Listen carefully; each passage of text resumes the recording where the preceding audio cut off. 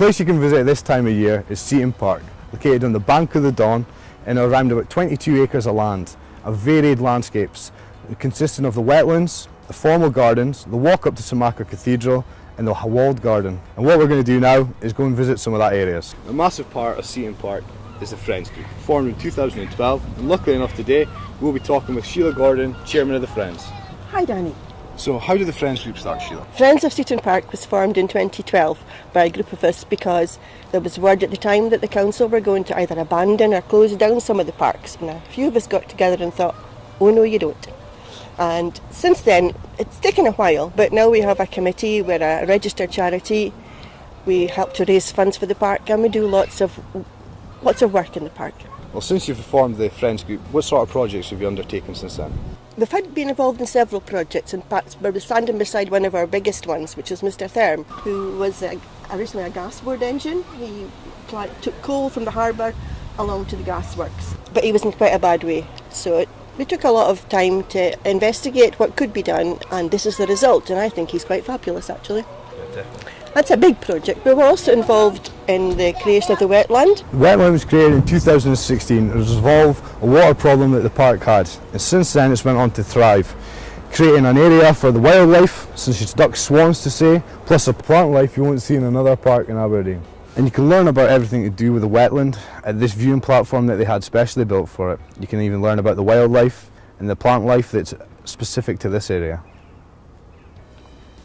What about your future plans for the park? It would be great to have lots more volunteers in the park.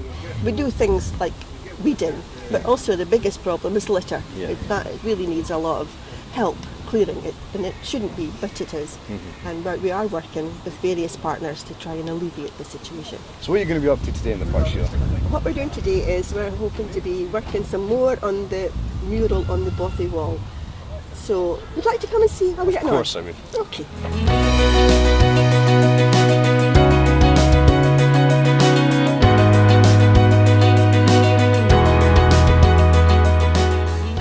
One of the nicest places in Seaton Park is the walled garden.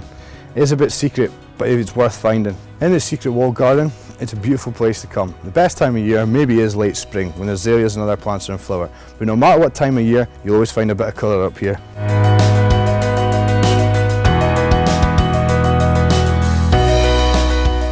You can find many different specimens of plant in this little area, but you can't find a greater specimen than this contorted hazel.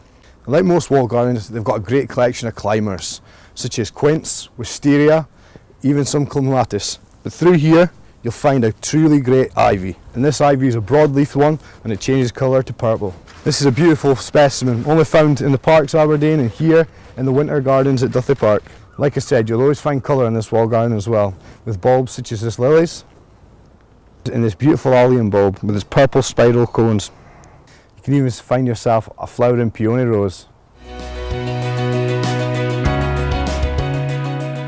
In this section of the walled garden, you can find yourself some flowering geraniums. Taking centre stage in this part of the walled garden is the monkey puzzle. But don't act like a monkey and climb up it, you're going to get jabbed.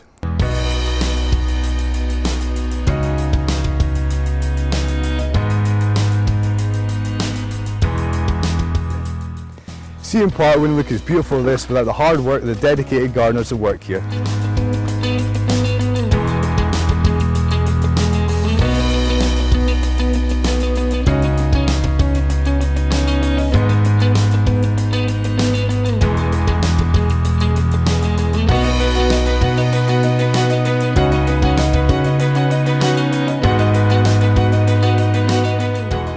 One of the places to definitely visit in Seaton Park is the formal gardens at the Cathedral Walk, one of the most picturesque places in the whole of Aberdeen.